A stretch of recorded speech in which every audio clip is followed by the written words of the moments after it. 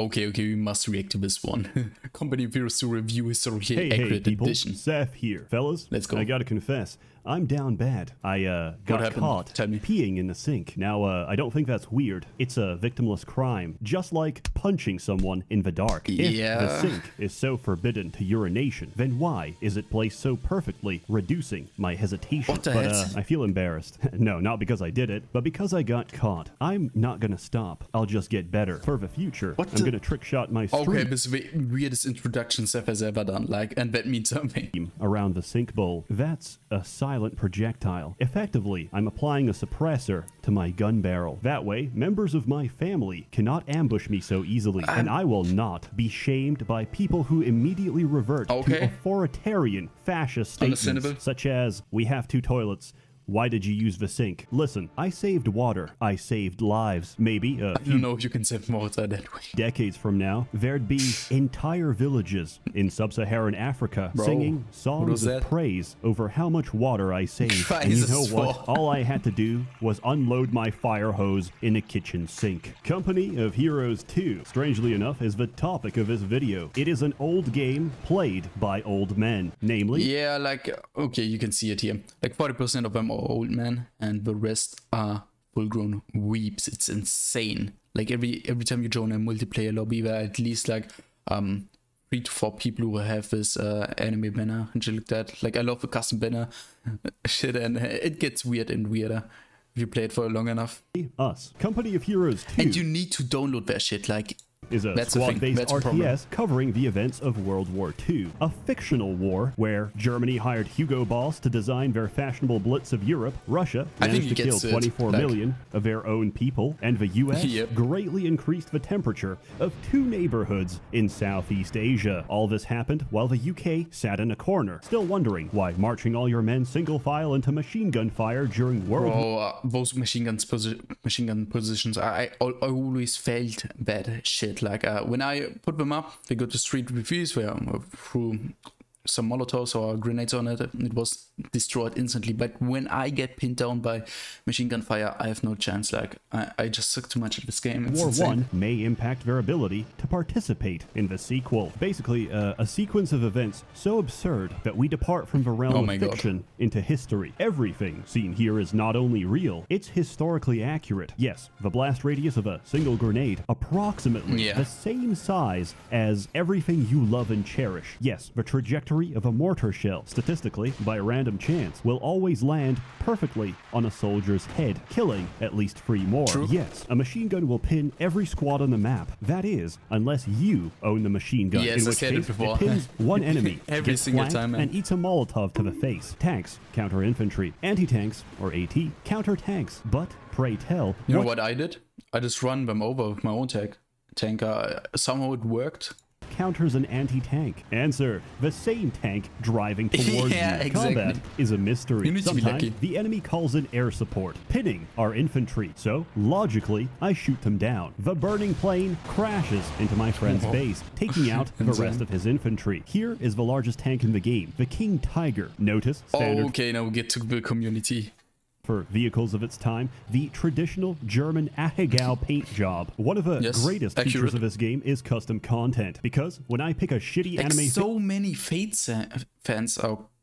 faceplate, you get no choice in the matter. You're forced to download the same shitty anime faceplate, which, when inspected closely, reveals instructions on how to make meth. I believe Central Intelligence can employ this in the future. We join someone's game, forcibly download illegal content to their PC, and do a sting operation on their residence. If they start screaming civil liberties or probable cause, cite Penal Code 129, paragraph 27, subsection C, which states, anyone caught playing Hearts of Iron 4, Europa Universalis, or Company of Heroes 2 is probably a domestic terrorist. I also really enjoy setting my victory strike to FPS killer. I almost feel like it's an obligation. You see, on my older PC I had so much lag because of this shit. It's insane. Doesn't exactly have the best computer. This encourages him to play his very best, because if he loses, he's not just gonna lose the game. His PC will overheat and die, killing him in the explosion. The GPU will burn down. I'm getting off track. It's true. Gameplay. You produce units to capture and hold territory. The more territory you hold, the higher your income to spend on units and upgrades. Your objective is to either take I and love hold... it. The economy stuff is simple. The building stuff is so simple. You know, don't need to think about that. It's all about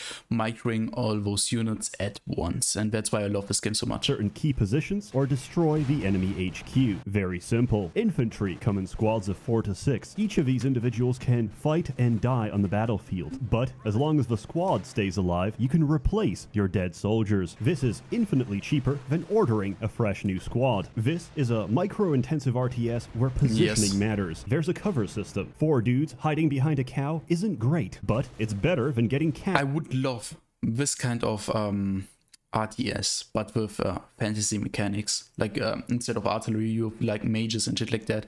And with this kind of positioning system, it would be insane. In the middle of the street, sandbags, broken vehicles, or even a domestic dwelling offer the best protection. However, terrain is dynamic. A tank shell can transform brick walls into brick memories. A howitzer pancakes buildings into rubble, and any men inside into red stains. And artillery fire causes deformation of the soil, leaving craters that provide cover in the process. Basically, in 1941, we already knew how to terraform. We can take anything we see and make it worse. There's also ice. I don't really talk fucking ice maps. Like no one plays this shit. It's about insane. It because having ice implies that you're playing a winter map, which nobody does because they suck. Ice breaks on impact. It's a great form of population control and a good way. This happened in my campaign. Like I lost 3 tanks because of those ice shit. Of this ice shit, man. To lose your tank. Vehicles are a little different. In general, the distance, angle, size, wind resistance, conductivity, and horoscope of the ammunition against the horoscope of the armor determines damage. Most 88mm shells are made in June, making them a Cancer, while most of the bulk production of German armor was late September, making it a Libra. Cancer typically defeats Libra, unless Mercury is in retrograde, in which case all bets are off. A tank's armor is strongest at the front, which means the back and side is ripe for the taking. Fighting a tank directly is a terrible idea. Your shots won't do much if they even connect. You'll know true terror when you see every anti-tank gun shoot the same target. Only to hear. With Russians, I just spammed infantry and used anti-tank guns and machine guns and shit like that. Like there were so many machine guns and anti-tank guns scattered around, but I just used normal units and just make them use that shit. Like it was effective. It somehow worked in like casual lobbies and a characteristic ting, which means their front plate is so thick that every shell just bounced off. On the bright side, the heavier the tank, the slower it moves. So we flank, outmaneuver, and ambush them instead. And if that doesn't work, there's always the Soviet approach, where I take a T-34 and ram it into... Like I made so many T-34 armies, it was your tank. Insane. Yes, I love Germans had the best tanks, but the Soviets designed either full infantry or full mechanized army. Gas pedal in reverse. Once you start the ignition, you press the pedal to stop the tank. If, hypothetically, your head has been blown off by shrapnel, your foot will release the pedal. The engine will accelerate and take out one of the best tanks in the world. Like, this is insane. I love this.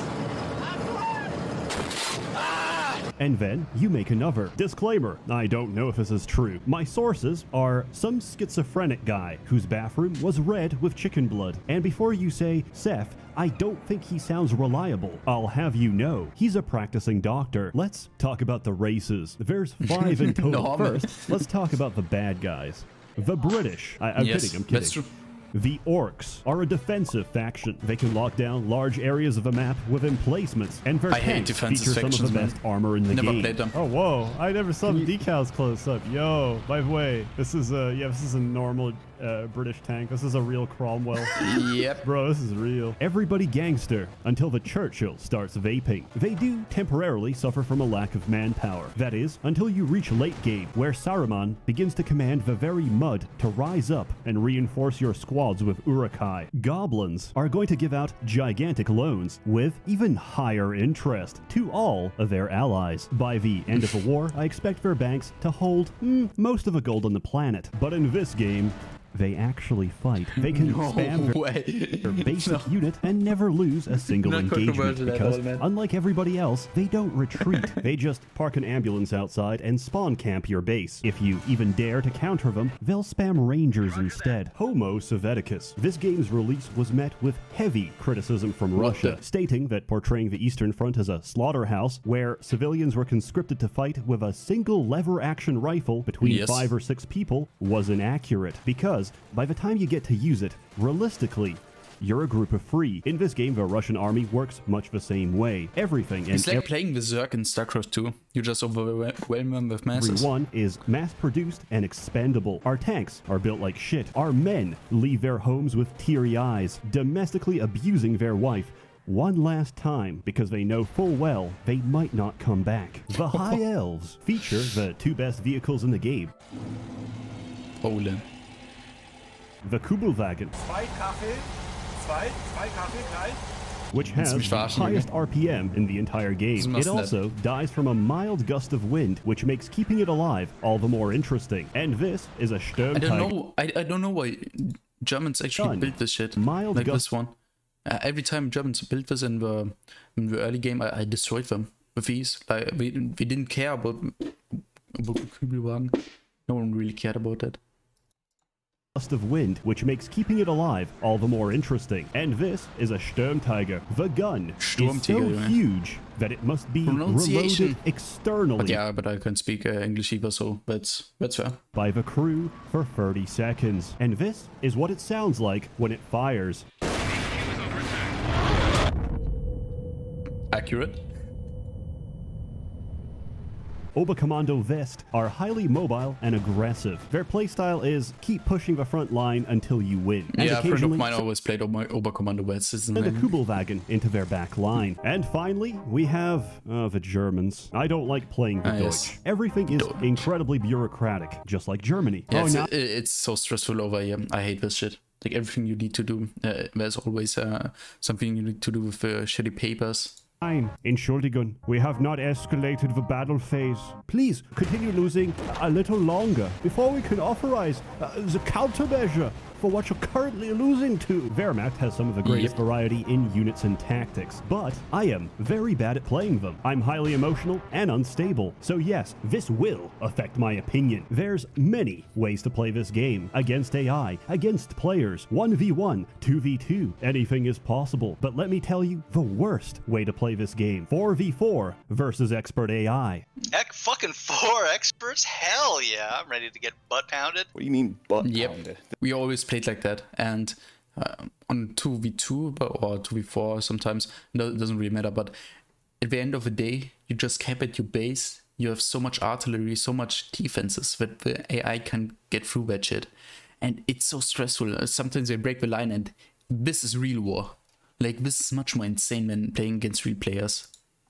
This is joy. Do you not feel mirth? Which is what we've been doing for the past few weeks. It's a bonding exercise, a form of collective suffering that brings us closer together. Allow me to summarize that experience. Fucking miserable after that game. Damn. Playing against expert AI is like you're Goku in a hyperbolic time chamber. You get so mad so fast. You're training years in just days. You're learning forms of anger that take decades to develop. Yes. My life is currently one of those Fortnite shirts you see around town. Like, look at this map. This will get much more messier. It's insane. Except instead, it says, eat, sleep, scream, repeat. I fucking hate this game. I lied. It's not fun. You go in with hope. You come out a broken, hollow husk of your former self. But why? Because expert gets everything you get, except double. Plus, perfect reflexes, map hack, and the ability to bend reality. You're going to be eating your first... Every time you take a point, they go to another point. Every time you take that point, you get you lose your point you just took, and you can't really defend it because it's they come with such an overwhelming force at the beginning that you can't do shit, man. Every single time. Tank shell before like 5 minutes into the game. You're going to make progress only to see 3 red flares drop on top of you, undoing all of your progress. You're going to look away for a split second and see your whole squad disappear. You're going to play the game perfectly and still lose. In summary, Company of Heroes 2. I hate it. It's great. But before I continue, consider the following. That purchasing a legitimate copy of the base game I bought the game for the real price. I know you could get it much more cheaper, but yeah, I don't know why. Game allows you to play only stupid. 2 of the 5 possible factions. That's right, you only get to play Wehrmacht and the Soviets. The rest is DLC. What? Surely that's not too bad, right? $54. I mean, it's the least they can ask I bought that on sale, I guess. of us to buy the base game for It's too much $20 money, man. and then buy the other You're 3 crazy. races for $40. But wait, it gets better. Most of the game features are locked behind faction commanders, which can be purchased with money. For reference, an entire faction is the same cost as 4 commanders. However, and people are very quick to point this out, you could also earn them with in-game currency using the Yep. greatest loot box ever made. I've played over 100 hours. Do you know the number of times I dropped currency free? Do you know how many more I need to earn a commander? 27. I love simping for corporations. I Yep, you love must buy cash them. shops. I love Otherwise that it won't yummy work. high fructose corn syrup. I love the United Nations. With this in mind, I strongly encourage anyone interested to visit a third-party reseller. Yes, perfect. Instead, the copy you're looking for is the Master Collection. This should include all the races, but instead of $60, you spend $15. Yes, I know, everyone and their mother is scared of CD key resellers. I bought about 100 keys online. Every single one worked. Then I once bought a same. boxed copy of Fallout Tactics from the store, which just And had that an would empty work. case with a code inside. That code didn't work. So, from my experience, putting my trust in a random Polish stranger gives me better results. As always, more content to come, so stay tuned. This video This is was a great, man. test to see how quickly I could churn something out. Turns out for creative output, in Love the this. absence of passion, vitriol is an entirely viable substitute. A warm thanks to the many members of members the of the Merchants Merchant Guild Guild. generously funding and bankrolling these videos. You're Yeah. all truly wonderful. Have a good one. Like, support him more. He does great content. He has over 1 million subscribers, so I'm just a small end. And yeah, I'm gonna do more reactions about him. Like, it's insane. I love his content. I already watched most of his videos. That's the thing. I don't know if I can react to that again because I already know the shit, and that's the thing.